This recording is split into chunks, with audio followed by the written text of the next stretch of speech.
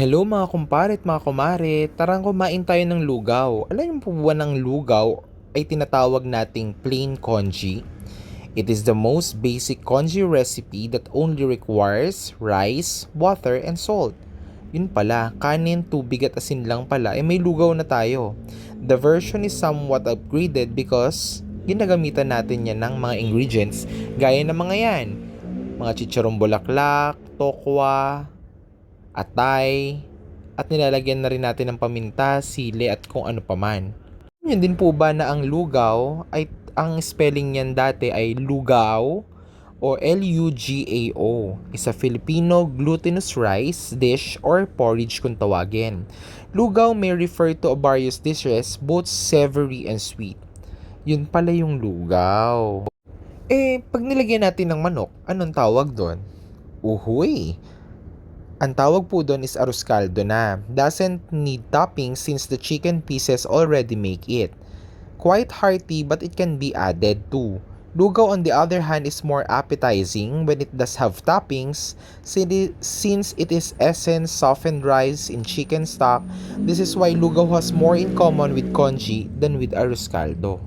Ayun naman pala, kaya naman pala mas masarap talaga yung arroz caldo kaysa sa lugaw. Kasi nga naman, syempre may sahog na ng manok ang arroz caldo.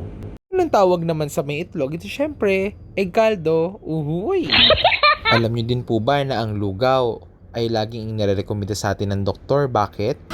First, food can aid digestion and inflammation, which can help get rid of intestinal problems and diarrhea.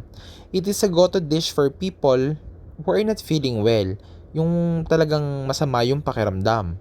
And doctor says it is a delicious food that helps in healing. O di ba kaya pala halos lahat ng may nagkakasakit ay ang kinakain lang ay soft food like lugaw. O kaya naman pala healthy talaga ang lugaw. Kaya tayo dapat kumakain ka din ng lugaw kasi lugaw is a comfort food and more. It is fortified with nutrients and fiber that fills you up. Nakakalakas yan kasi rice yan. Lalo na pag nilagyan mo ng toppings. Kaya nga pansinin mo nga, kahit maglugaw ka lang, talagang ang pakiramdam mo ang sigla-sigla mo. Kaya maging mahilig ka na rin sa lugaw. Ang tanong pa po, nakakataba po ba ang lugaw? Hindi po nakakataba ang lugaw kasi low calorie lang ang lugaw.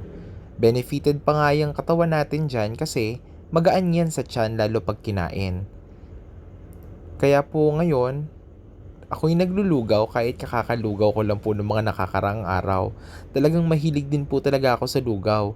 Hindi ko na rin po talaga yan nilagyan ng itlog ulit at tokwa lang po talaga ang sinahog ko. Kasi madalas din po ako mag-boil ng egg every morning. O paano po? Tara, samahan niyo po akong kumain.